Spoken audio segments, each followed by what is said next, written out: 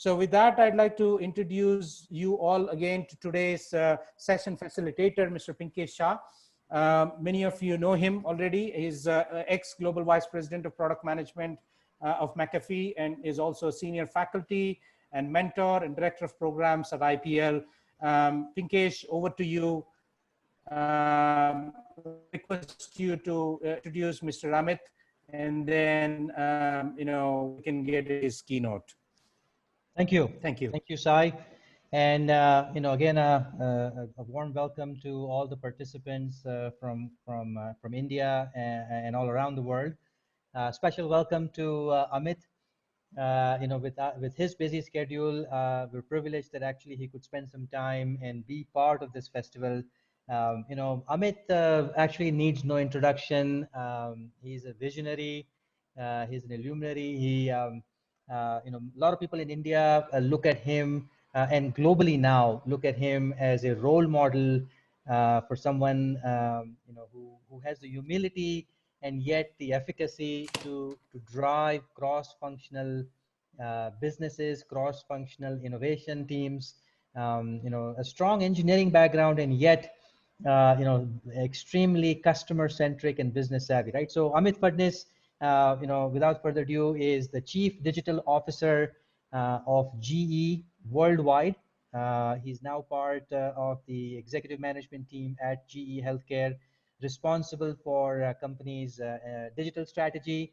He's responsible for managing multiple business units now. And from what I know, the new ambitious EDISON platform that's going to revolutionize the healthcare industry is something that he's also working on right now, and I'll let him talk more about it as we go along. A lot of people know Amit also as one of the top and the most favorite CEOs of many multinationals in India. He was the CEO and MD at Cisco India, played many roles before that. But I think what a lot of people don't know, and perhaps is not on his LinkedIn, is that he's got an ardent love for cricket, and he actually used to play for Vidarbha when he was in school and at a club level in Mumbai.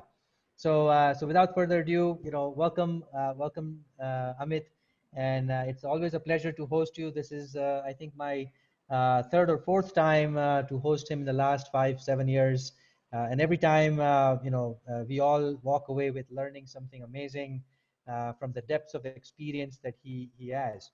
Now, before I turn it over to you, I just want to kind of let people, especially on the call here today, live, but also while this is being streamed to multiple mediums, on LinkedIn and YouTube, it's very interesting to know that Chief Digital Officer is a rare species in itself, right? This title is so coveted that when you do a quick search on LinkedIn, you find only 10,000 people on earth who actually have this title.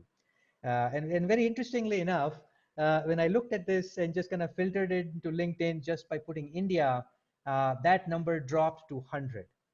So there's only 100 chief digital officers, in India, and that kind of tells us that while this is a very fascinating new age, kind of role, we have somebody who's actually playing that role at a global level, not just at the India level, but at a global executive management team of GE.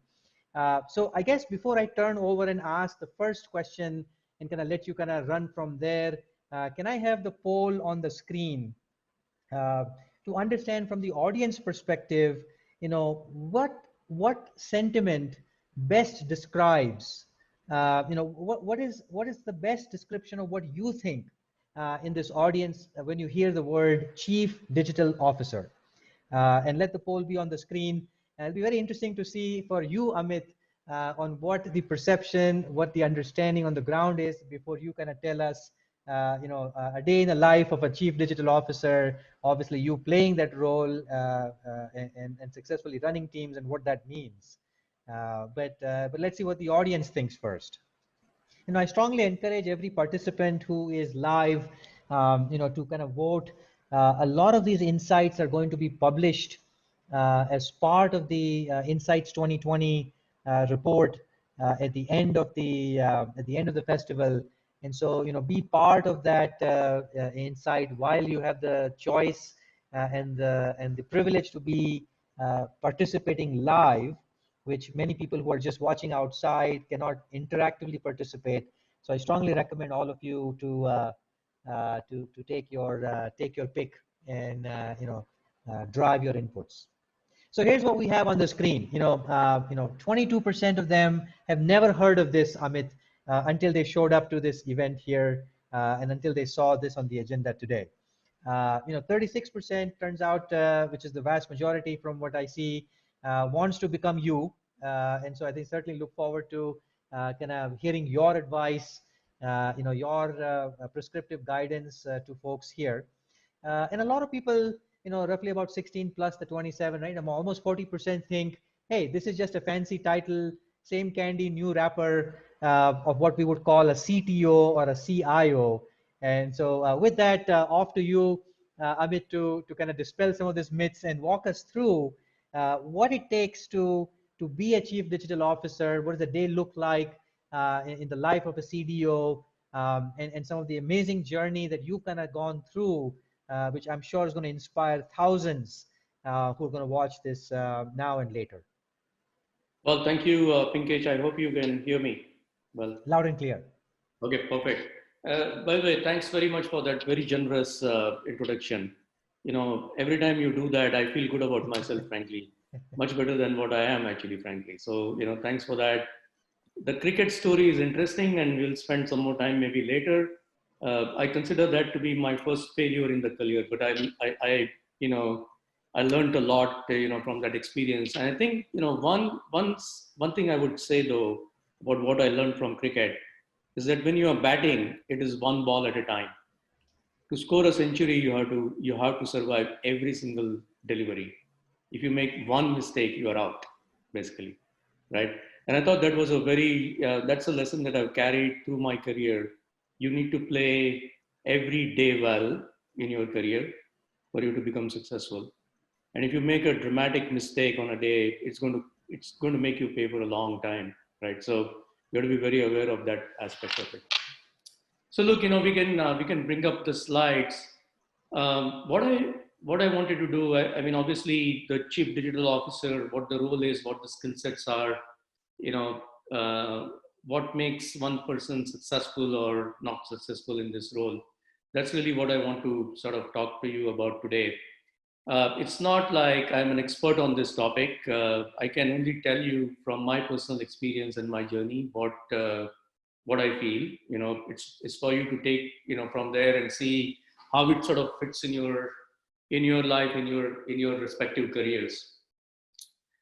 So look, I'm going to start off. So look, my slides are a little bit GE oriented, but this is not a GE advertisement, right?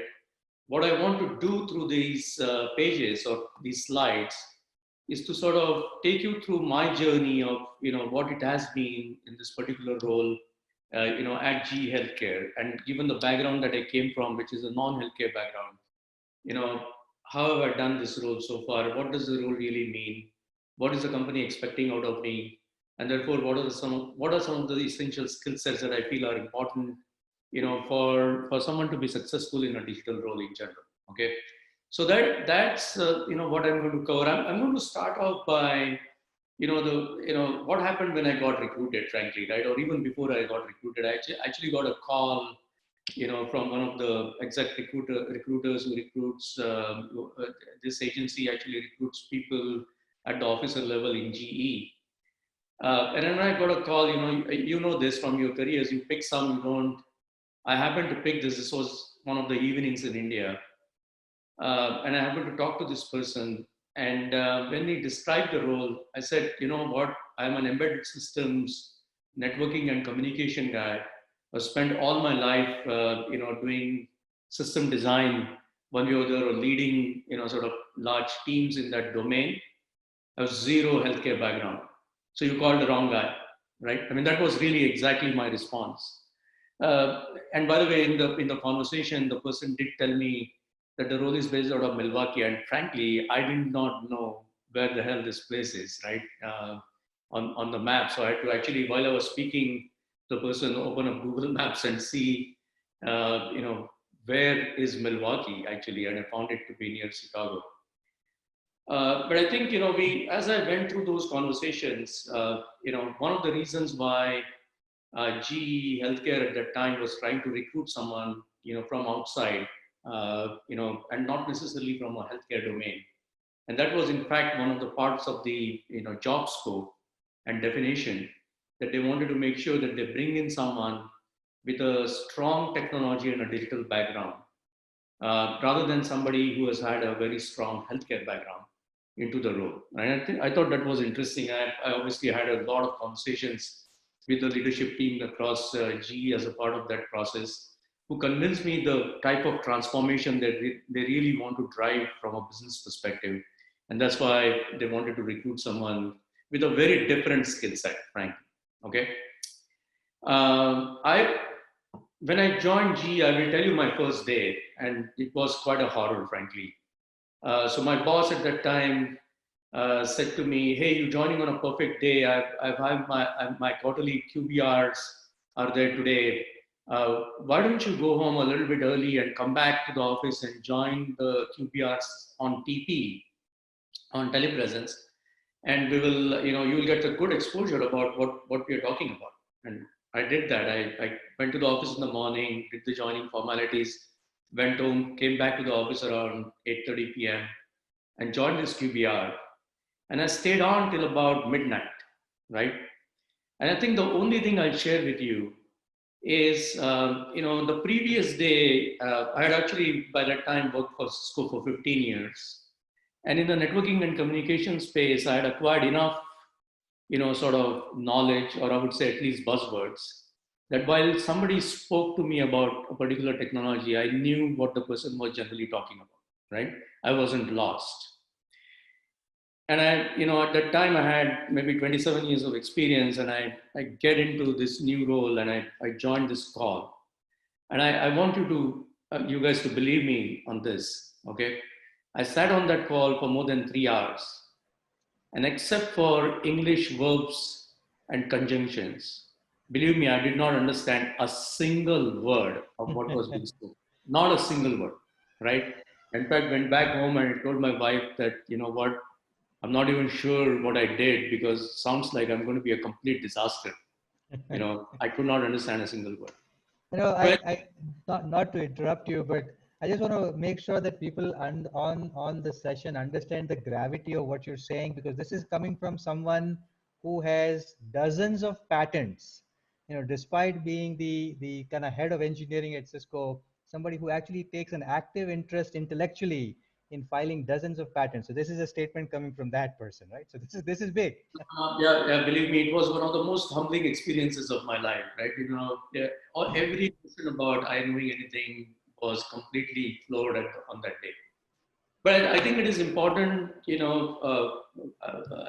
important to know this, because the digital roads, there is nobody, who can claim that I have 20 years of AI experience, or, machine learning or deep learning experience. Yes, people have a lot of expertise in that space. You get PhD degrees nowadays on machine learning and deep learning. But digital is relevant to every single industry segment. And if you want to be a digital guy, your ability to sort of get in and, acquire the necessary domain knowledge very quickly, and then be able to apply the digital technologies is very important, right? And I think that's why I narrated that, because I want you to understand that no matter how much you know in your current domain, the moment you go to a different domain, you are on day one. That's your day one, and you know nothing. And you need to be, you need to understand that there are people who would have probably spent their lifetimes, have acquired a huge amount of knowledge, and your ability to listen very carefully about what they're talking about, what is the technology, what problems are they really trying to solve, okay, is extremely important, because unless you understand the problem, you cannot really apply any of the digital technologies to really solve the problem. So let's keep going. The next slide is really about, if you flip the slide, it's really about GE, but I just, again, not an advertisement for GE, but I want to give you a message in this particular slide about, what this company is really about, right? And why digital is so important here But why is it so challenging too, right? On the left-hand side, you'll see $16.7 billion of revenue in 2019. This is after the biopharma divestiture.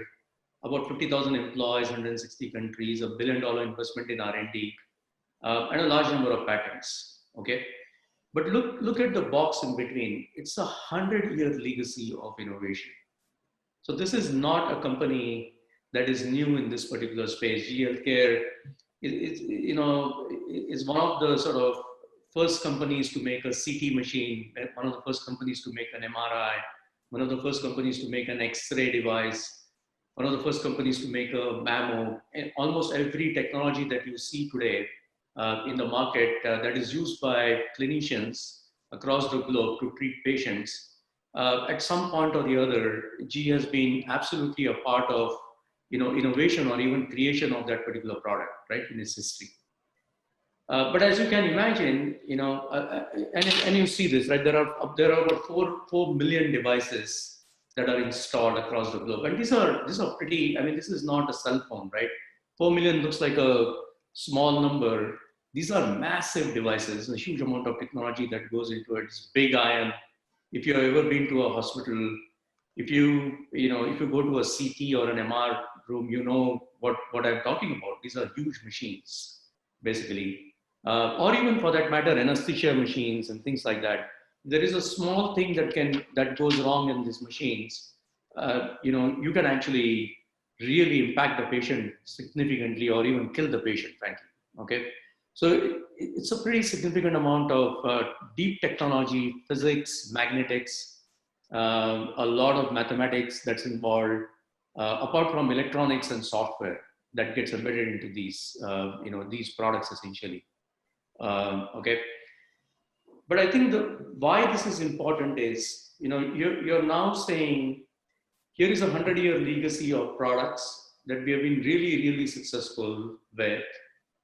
And Amit or somebody else come in and help us transform the way we build these products and transform the culture in the organization, and tell us how we can use digital technology to really completely differentiate the product segment, right, that we are in, which is a big ask, right? Which is a very big ask, because you first need to understand what the technology is, you need to understand what the product is, what goes into the system, but more importantly, how the product is actually used and what some of the challenges are.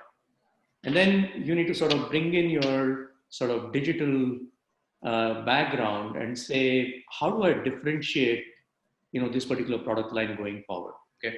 So, keep moving, but I think this is important, because when you look at digital roles, you will face this time and again, right? You go, you're pretty much, sort of domain agnostic to a large extent, but you have to very quickly grasp, what the company does, who the customer is, how the product is used, and most importantly, what the product is about and what's the underlying technology that goes into it. And then what some of the challenges are, and then you sort of start debating, how do I actually use some of these newer technologies to sort of differentiate this particular product line, right?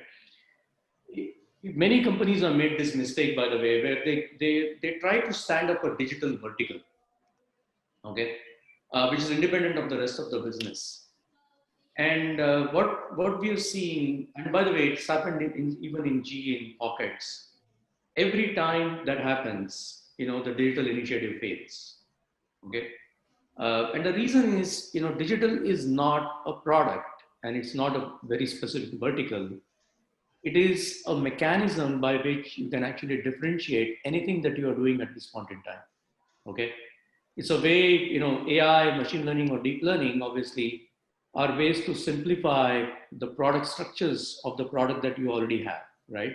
You might be using a lot of electronics, you might be using a lot of complex software, you may be using a lot of algorithms. And by the nature of AI, which is very data oriented and pattern oriented, it allows you and it gives you an ability to actually simplify your product significantly, and thereby, be able to add a lot more value on the given product, because once you simplify, you realize that you can do more with it. than what the product was doing before. And I think that's really the crux of a digital role, right? The crux of a digital role is not to stand up a totally independent vertical, but be able to sort of understand your current product segment and be able to differentiate that product segment. And it does not really matter, whether you're an oil and gas company, you're a healthcare company like GE Healthcare, or you may be a networking company, you may be a communications company, you may be a retail company. Whatever the domain, it does not matter. It's about using, understanding the business, understanding the product, and then it may be purely a software product, may have nothing to do with electronics or hardware, but then using data effectively and using some of the techniques of AI and ML and DL to really simplify your product structure, get deeper insights through analytics, and thereby improve different aspects of that particular product or from a product usage perspective. So I just put this chart together because I actually, by the way, initially I joined GE as CTO or head of engineering for the imaging business. And it was actually absolutely phenomenal thing to do because it sort of put me through the fire, okay, of learning the core of the business. And then about 15 months into that role, they asked me to pick up the chief digital officer role. And just like many of you who who participated in the poll, uh, I actually had a question in front of me. Okay, so what do you want me to do, right? What does this role really mean? Is it really a P&L? Do you want me to drive profitability? What are you asking me to do? And to be frank with you, my CEO said to me, "Look, Amit, you're a lot more knowledgeable than me, about digital. Rather than you asking that question to me, you decide, how you're going to help me through this digital journey because everybody's talking about digital." And that literally was the answer. Okay. So there was no prescribed, role. There was no role definition, and there was no, okay, get this done. It was more about, now that, in the 15 months that I had spent with GE Healthcare, I had lots of conversations, and I had actually by then conceptualized the EDISON platform. And the ask was, can you really use it beyond imaging across the entire healthcare business to help us differentiate the business? So you see there, maximize digital P&L. That's one part of my role, right? I have a P&L. It's about a $1.2 billion P&L, which is really digital applications that we sell in the healthcare industry, radiologists, clinicians, surgeons, and so on and so forth. A lot of post-processing tools, a lot of 3D segmentation tools. You can look inside the heart. You can now look inside the heart of a unborn baby in a mother's womb and actually take measurements on that, right, at this point in time, right? Using AI and machine learning and deep learning, right? But we have a lot of these, software tools and products, and it's actually a P&L. But the next one, differentiate the equipment business through digital, is a very big part of the role. So I work very closely with the imaging team, with the critical care solutions team, and the PDX team, which just contrast agents and so on and so forth, to sort of work with them hand in hand, literally. I think consult is a wrong word, right? But really work with them to see how we could use the digital platform and how we could use some of these technologies to really differentiate the core of our business. And I'm going to give you a couple of examples as we go along to just sort of illustrate the point as to how you can use digital to actually differentiate a business like CT, for example, or MR, which has been around for decades, right? It's, these technologies have been there for 40, 50 years, but you can still actually, very, very significantly impact the way these products are actually built going forward, right? The other aspect of digital is obviously, because of the nature of it, the customer is absolutely in the focus. And most importantly, workflows in which the products are deployed are exceedingly important. We as G Healthcare, obviously, and I'm sure that you in your different roles interact with a lot of AI companies these days, right? Because there's a lot of companies, a lot of startups who are getting funded in the AI, machine learning, deep learning, space. almost 35% of the funding that's happening today globally is going in the healthcare space. So there are lots of AI companies, but we see very often, I would say the percentage is almost 90% of these AI companies are actually failing, not because they are not developing a great algorithm. In fact, they're developing some phenomenal algorithms, using AI from a diagnostic perspective or different aspects of the workflow, but they still fail. And I think there are a couple of reasons for this, right? One of the reasons, by the way, is lack of integration in a clinician's workflow. It's the single biggest factor we see why an AI company fails. Because they develop a great algorithm and it is phenomenal, but it is not seamlessly integrated in an existing clinician's workflow. And if it is not integrated in an existing workflow, it can't be really used and consumed. It can't be consumed, then it cannot be monetized. And then the whole cycle, spirals downwards, right? I think the second reason why many of the companies fail is specifically in healthcare, is that you can show a very high degree of specificity and sensitivity of an algorithm. In fact, there are lots of companies who build an algorithm within months, with very high specificity and sensitivity, 90% or more. Okay, but the data that they use is not varied enough. So I can use the data from a very small set, and I can still build a very, very highly sensitive algorithm. But if the data is not varied enough, okay, then the algorithm does not work very well. We have seen very often, we have lung nodule detection algorithms developed by many companies, which have been built using data sets from a particular country. When you take that algorithm, apply Chinese data set to it, it fails. You apply European data set to it, it fails. You apply North American data set to it, it fails because there are genetic differences between people, and the algorithm has not done a great job of being able to sort of being sensitive to these genetic differences and so on and so forth. So I think the data aspect of this is very, very important. And obviously the third reason for this is a go-to-market, because it's not easy for you to go to market given the regulatory framework in healthcare. So you need to sort of embed yourself in an environment where you can actually succeed in these different dimensions, right? But that's the drive, across and beyond the enterprise. Collaboration is a very key word, okay? And then obviously you need to transform the skill sets, right? I mean, you can imagine a CT machine, the code on the CT machine has been written, some parts of the code have been written 40 years back, okay? And, it's very easy for a new modern software developer to say, well, you should use microservices, or you should use, a containerized architecture and so on and so forth, blah, blah, blah. But, the thing is, if you try to rewrite the code on CT, you need to make sure that in the rewritten code, you have captured the 40 years of embedded knowledge. And if you miss any of that, your new code, although it may be very modular, is going to be very inferior in terms of the product functionality, right? So how do you transform the culture and the skill set within the organization, and over a period of time retire that software debt, right? So you don't retire a software debt over 1 day or 1 week or 1 year. You have to be very selective about how doing that, and I think strategizing that is a big part of the role. Okay, and then you have to create champions across the organization. And then look, digital is an ever-moving target, right?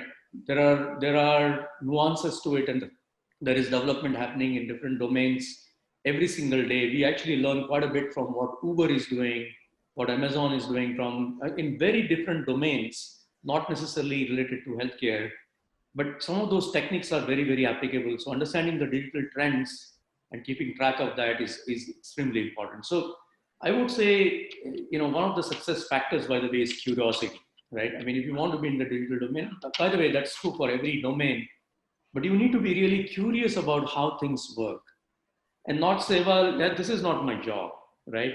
This is not assigned to me, so it's not important to me anymore, right? And I don't need to learn about it. I mean, this is something that you hear from a number of junior engineers, today. Well, that's not my job, right? how do I care if I'm working on a operating system, kernel level code? How do I care what happens in the database? How do I care what happens on UI? How do I care what happens in the management space, right? But I think the curiosity is very important because you have to be able to apply this knowledge, in a way that you might not have anticipated in the specific area that you're working on. So let's keep moving. Let's keep moving. So I kind of had, two important questions that I'm kind of resisting to kind of ask you, and maybe I'll take one or two of them and then kind of let you kind of continue. Sure. Yeah. But you mentioned throughout this very eloquently describing the chief digital officer journey and kind of in your real life, typical day in the life, what you probably go through. In your view, now that you've kind of played this role successfully for some time and seen many others, do you still feel that a chief digital officer is kind of more closer to perhaps a chief product officer versus a chief technology officer, which are other titles that are a lot more kind of popular in some sense, right? I mean, CTOs have been around for a while, CIOs have been around for a while.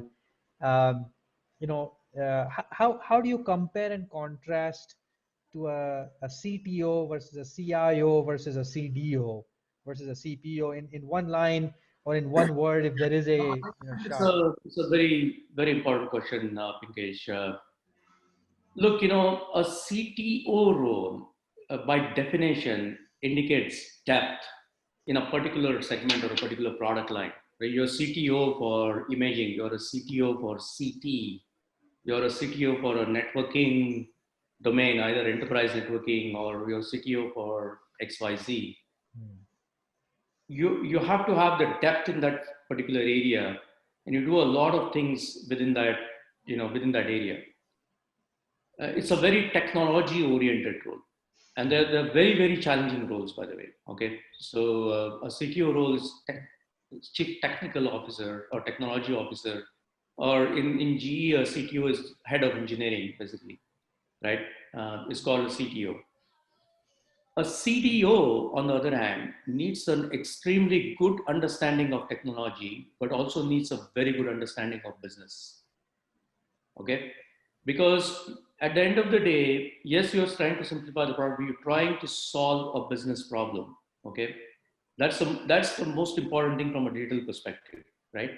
What are you really trying to solve for? In fact, the slide that is up there is very relevant to that. What are you really trying to solve for? And how do you monetize it? How do you differentiate using digital and existing technology, which might have been there for a very long period of time? Okay, that's what is the difference between a CTO maybe and a CDO role, right? And again, I realized that different companies use CDO in slightly different ways. CIO is very different. CIO is a chief information officer role, and many times it is combined with the security role. So now cyber security, so chief information and security. This is all about enterprise data and ability to use the enterprise data to get enterprise level insights to run your company more effectively. Okay, it can be everything related, including cost structures to your P&L analytics to different types of development tools that you provide to the rest of the organization. It is very IT system centric, role, again, a very important role, but a CIO role does not go and try to differentiate a product. Okay. It tries to create insights into the systems of the organization so that the organization can run more efficiently going forward, right? And it has a lot of technology and tools attached to it, but the focus is very different, right? So these three roles are related to each other, but they're very different in their nature and as to what the real remit is on each of the roles. A CTO role, by definition, very vertical within that domain. A CDO role has to look at all of the technologies and the business and say, how do I apply technology to differentiate my business? And a CIO role needs to create the insights that are required within the business, right? So that the business can run more efficiently. Okay? Makes sense. So look, what's important here, right? There are, first and foremost, you cannot really say that I'm going to have a separate team which is going to just do AI and ML. And this is going to be some, bunch of people who are going to be AI experts. I mean, we do have AI expertise and central AI expertise within the team, but they're really consultants to the rest of the business. But you need to be able to embed these digital skill sets deep down into your organization. So we are basically saying it doesn't matter whether you're a plastics engineer or a manufacturing guy or in supply chain or in magnetics or you're a physicist, right? We want you to learn some of these basic digital tools because there is applicability of these tools in every aspect of what you do. Okay. So I think that's very, very important, right? The skill set is very important. You need to be good at something and you need to be able to apply digital skill sets to that. That's something that you have been doing already very well and you have a good domain knowledge of. Okay. The second thing I think is, what are you really solving for? What is it that you're really, really solving for? Because you can create a great algorithm, but if it is not really solving a customer problem or optimizing a customer problem, there is not much use to it. You cannot really monetize the value. Okay. I'll give you an example, right? So we obviously knew that we can embed, AI algorithms deep into our devices, right? I'm going to give you two examples to illustrate the point. In the CT machine, okay, there is obviously signal acquisition. So, you're acquiring a signal from the body, you sort of project an X-ray, you have a rotating gantry, you keep projecting the X-ray literally thousands of times a second, and you're reading the reflected signal, and then you're constructing an image out of it. Simply put, that's what a CT machine is. Okay. The complexity comes because the signal to noise ratio is very, very poor. And to improve an image, you have to improve the signal to noise ratio. To improve the signal to noise ratio, you have to improve the physics, the electronics, the mechanics, because there's a huge rotating part on this. And the dynamic behavior of the system is very important, right? And it needs to be very precise. So there's a huge amount of complexity that gets added to it, which results in higher cost. And then you have to charge a premium to the customer because it produces a much better image. And that has been the cycle engine, right? But we realized that, look, you can actually apply AI to very different aspects of this particular technology, all the way into acquisition of a signal. Okay. So obviously you can apply it at the imaging level, right? So you created an image now. You can actually read this image using AI and you can do segmentation, you can do measurements and things like that. But if I want to fundamentally improve the image, that's defined by the signal that is acquired and what we call the image construction software that is written, okay, to take the signal and convert it into an image. So I can apply the AI at the image construction level, but then I can say, well, let me go deeper. I will apply AI techniques to fundamentally improve the signal to noise ratio, okay, of the signal that I'm acquiring on a given hardware. So essentially what we are doing now is embedding deep into the device. Okay, we take the same signal that was acquired before. We use thousands of these, images that have been acquired in the past to train a model to detect a noise in the signal, in a given signal, right? And then obviously once you train a model to detect noise, you can say, okay, now that you know that it is noise, remove the noise. Okay, so we can minimize the noise, and then you apply that improved signal to noise ratio to an image construction software to produce a fundamentally better image, right? And our competitors, Philips and Siemens, are doing similar things, for example, right? But it's very interesting. When our engineers first applied this particular technique, they got an image and they were able to almost entirely filter out the noise. And the quality of the image that they created with the same hardware, okay, was so good that the clinicians were not used to seeing that type of image. They thought that the image looked very synthetic and artificial. Okay. So we actually had to introduce some noise back, to get it the texture, or the grains, as they say, so that they don't feel that this is an artificial image, right? So you can improve, aspects of system, significantly by applying AI at the right points, and understanding that is very, very important, right? So that skill set is, and by the way, we apply AI all the way into hospital workflows. So forget the device, we apply obviously to improve the performance of the device. We apply it to improve the workflow, the efficiency, the number of scans you can do, so on and so forth, all the way into, we apply AI nowadays. We have a product called Command Center, which is at the hospital. It's a hospital cockpit, right?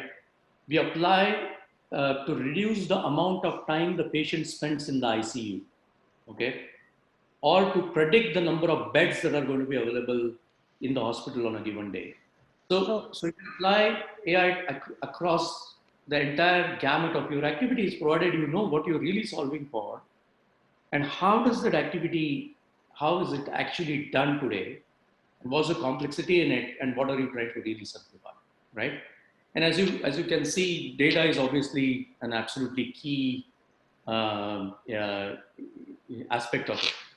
Now, how do I do this in a way that is repeatable, right? Because you can do it once, you can do it twice, but it needs to be repeatable, and you need to be able to rapidly utilize AI. And that's where that bullet on the right-hand side lower part, which is the platform, is very, very important. And what is a platform really? It's not the compute and the storage and the memory, right? Every platform has compute, every platform has OS, every platform has, every platform has maybe GPUs nowadays or whatever, right? And an operating system stack and some software running on top of it. That's not what defines a platform. The most often question to me in G is the difference between Predix and Edison. Predix is an industrial automation platform. Edison is a healthcare platform. So people say, well, what is the difference? What is Predix and what is Edison? And fundamentally, what defines a personality of a platform is the services that run on the platform, which ease out the process of application development. So the Edison platform has large number of healthcare specific services. We have, image processing libraries, which are AI enabled. We have, DICOM connectivity software, can connect to EMRs.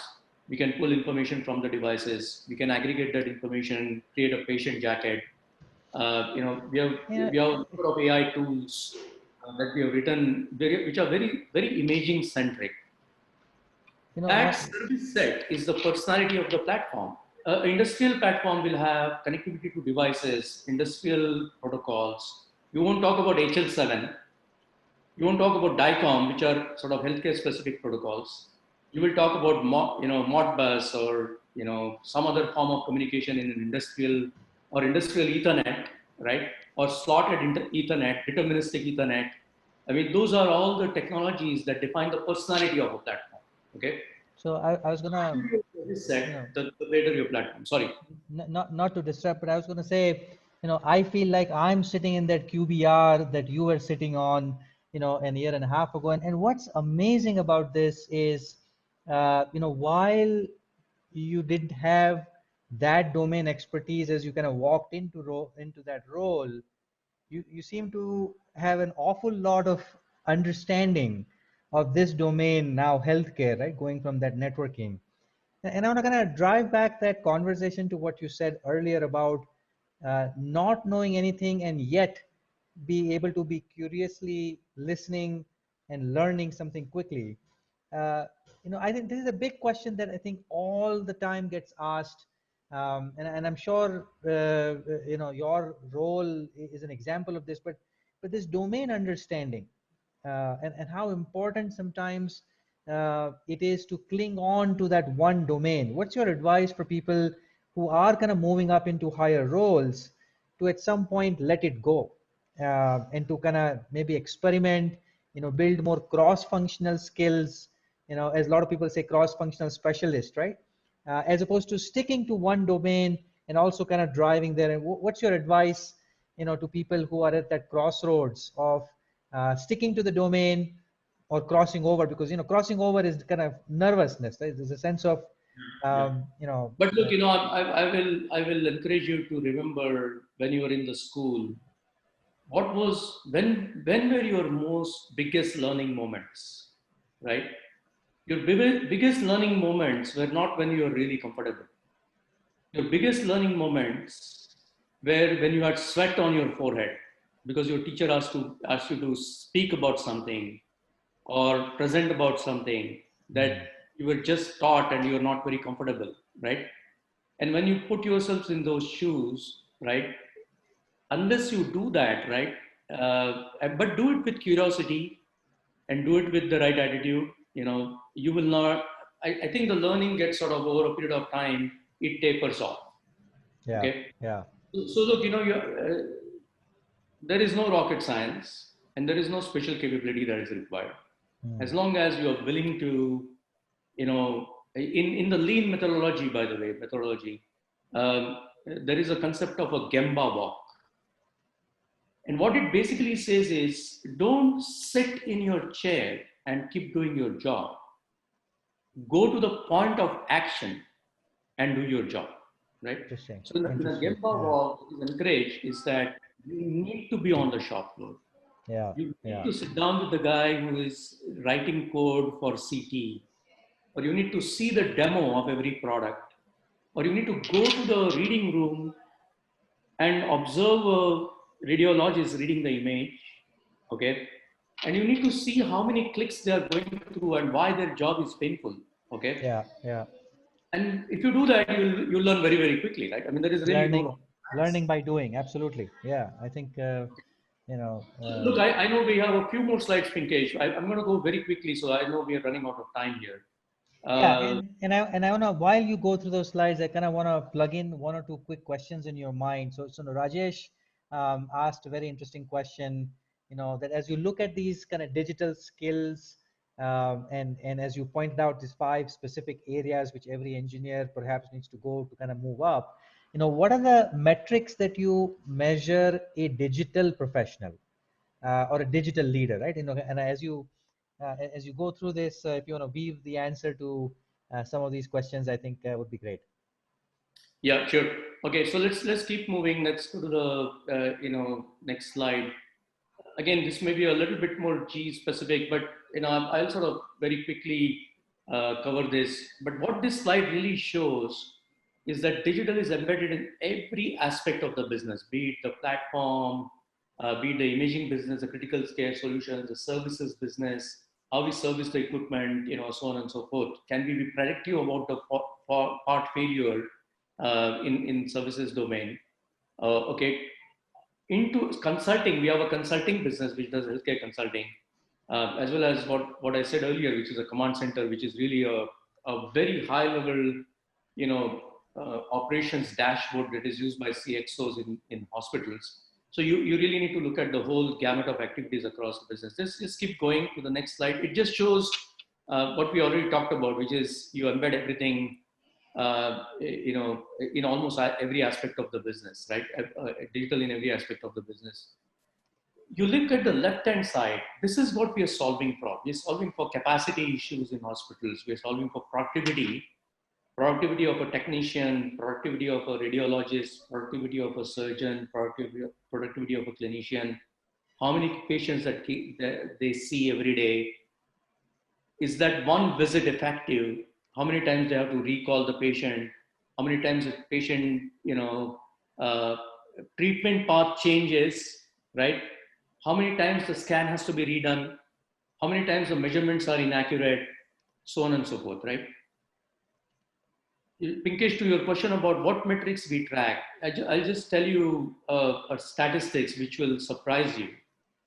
That in the US, in the health system in the US, which is the most advanced health system, forget the COVID aspect.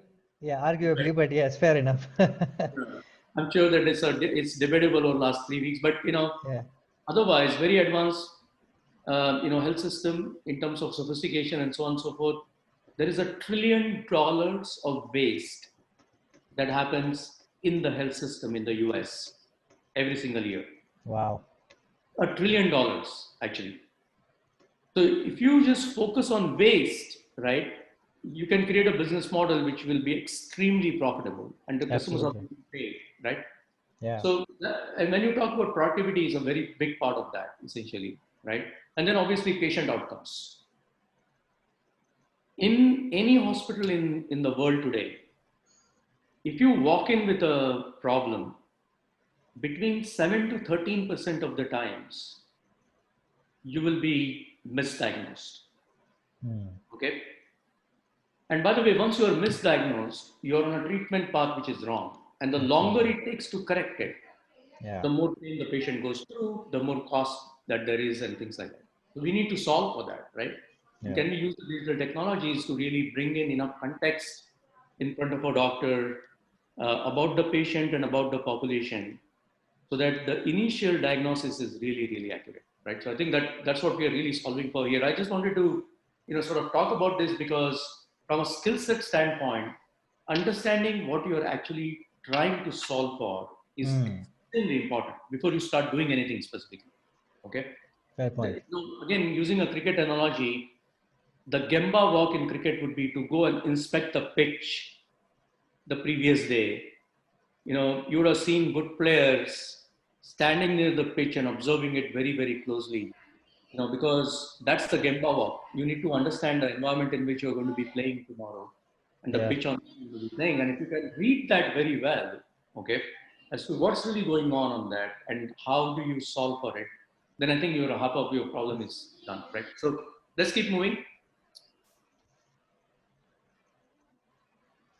This is just a, just a chart that shows the EDISON platform. Again, in terms of skill set, you see the devices connected at the bottom.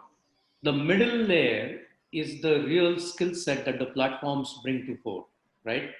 And your ability to define as to how you will take the knowledge base in the company and convert that into service sets that can be used by many developers, either on the system side or on the application side, repeatedly over a period of time. That's what platforming is all about, right? And that defines, the personality of the platform. And then on the top, you have the solutions. So the dark blue is what the solutions are. But those solutions, there are two ways of building that solution. Each solution can be built completely vertically, standalone, or the solution can be built on top of a platform service or service set, right? And the difference is if you build it vertically every single time, you're going to repeat the entire middle portion. Of course, every absolutely, yeah. And it's a waste activity, it slows it down. There are lots of quality issues with that and so on and so forth. But, for us to differentiate, obviously, you need to make sure that the top blue layer that's the solution layer that gets connected to the equipment, right? And it's the platform that bridges that gap between the solution and the equipment. And I think your point is that, as a digital manager, as a digital leader, you kind of look at from top to down all the way, to the component till it kind of brings the value to the end customer. Absolutely. I wanna plug in one question I think that is relevant to this section of your talk, and in interest of time also kind of asking some of these questions. So Fani had a question which is, and I think to your earlier point, Shishir, who had another question, when a vertical product leader, let's say a head of product, a GM or a VP of the business unit for a given vertical, achieve something, and you are at a digital level going across multiple products, going back to that metric question, now who gets credit for that, right? While you have solved the wastage problem as a company, you have benefited, but internally, aren't you going to be at odds, where the individual product teams have their own roadmap, the digital officer has his or her own, broad vision, and unless you manage all the P&Ls of all the products, which obviously is not going to be the case, how do you how do you track metrics, and how do you No, kind of? I think, see, look, it's a very important question, and it's a very tricky, dynamics that plays out in every organization. Okay.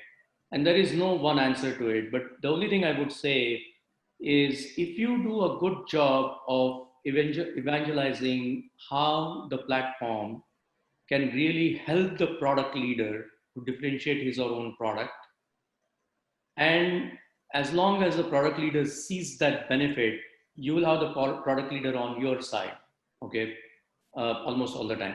Because look, the product leader is interested in making sure that his or her product is differentiated in the market, or that he or she can go to the market at a faster pace than before, okay, and can stand up an ecosystem or can stand up, newer applications on the product, and the product solves for the problems that the customers are asking. So as long as you show clearly that you can help, right, by working closely with the product teams, I think you will get the product teams on your side over a period of time. But if the product leader sees you more as a hindrance, and an unnecessary evil that he needs to deal with or she needs to deal with, then I think you're going to face a lot of challenges. So I think your ability to evangelize and influence as a personality is very key in a digital role, because it's a horizontal role. In my case, there is also a P&L. So, I get a part of my measurement is on the P&L, but one of the metrics that we are using is how embedded the platform gets into different product segments, and how many deployments of that platform happens in the industry are very important parameters that we are tracking, right? So I can't declare victory unless, different product lines have really adopted the platform. And I can't declare victory unless the platform is actually deployed in many locations. Yeah, right? it becomes integrated as part of their roadmap as well at the individual product level. Yeah. By the way, yeah. Just one point and then I'll stop. From a skill set perspective, everything underlying that what you're seeing on this slide is data, by the way. I mean, data is the oil, in the digital world, right? But just like the oil from crude to refined petroleum products need to get refined, the value of the data almost exponentially increases as you clean the data and you make the data more and more valuable and attach more and more ground truth to it. Right? And I think it's a very important aspect, because lots of organizations have tons and tons of data. Less than 1% of the data gets used. Most of the data is useless because the data is not processed. Okay. So a big part of the digital role is to put together a data strategy and making sure that the data is actually managed as an asset across the organization, right? And you need to embed that particular thought process through the entire, sort of product development process, where rather than product being developed in a functional orientation way, it gets developed through a data orientation, right? So thinking about every service, every function that you're designing as to what data out of this function is going to be really, really useful to tie together solution sets on top of it or for somebody else.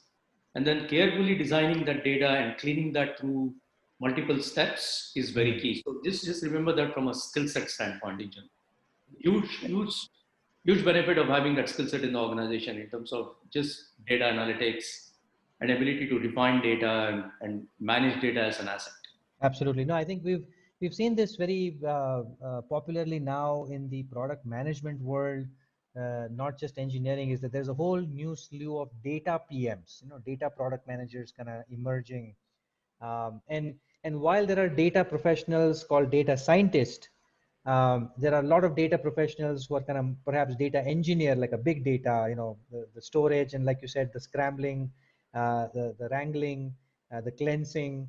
But then also then there's this data science manager, which is somebody who understands all aspects of data, right from the algorithm to its application, to its ability to store and the cost of storing and retrieving. So I think that's definitely very useful advice. Super. Well, I'll let you kind of give a quick summary thought. We're about 11 minutes over our time, I know, and truly mesmerizing and engaging conversation. Time flies by when you kind of tuned into something like this. But since it's kind of late here in India as well, any final quick thoughts as you summarize now, broadly speaking, especially the digital skills for engineers, and technology managers. Yeah. Look, first of all, thank you so much for staying back so late. I realize it's pretty late in the night in India. Very quickly, I would say, digital is all about understanding your domain very well, keeping a focus on data, understanding the problem sets that you are really solving for, okay?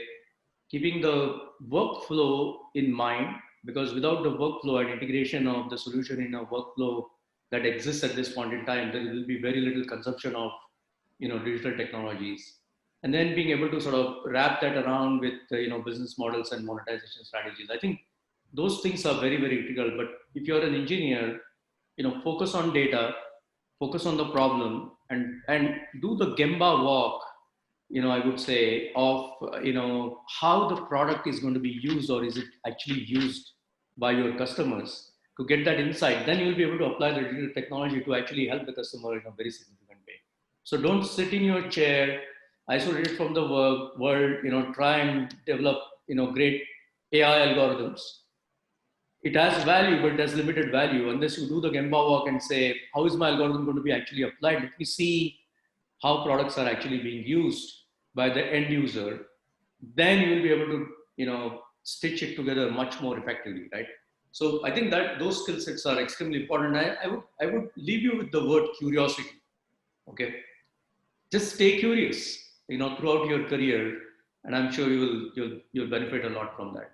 Thank you. Absolutely brilliant, and truly appreciate the insights. As somebody has said, always be uncomfortable with becoming so comfortable. And I think your point drives. As a role model, somebody who's living through this, I think it's always very inspiring to hear that. So truly appreciate. I know there are lots of important things going on everywhere, especially with COVID, but taking the time off and spending the time with the community, truly appreciate that. Thank you so much, Pinkesh, and stay safe, all of you. Thanks. You too. Amit, thank you so much. Appreciate you taking time to talk to all of us. Very good insights, and thank you again. Bye. Thank you.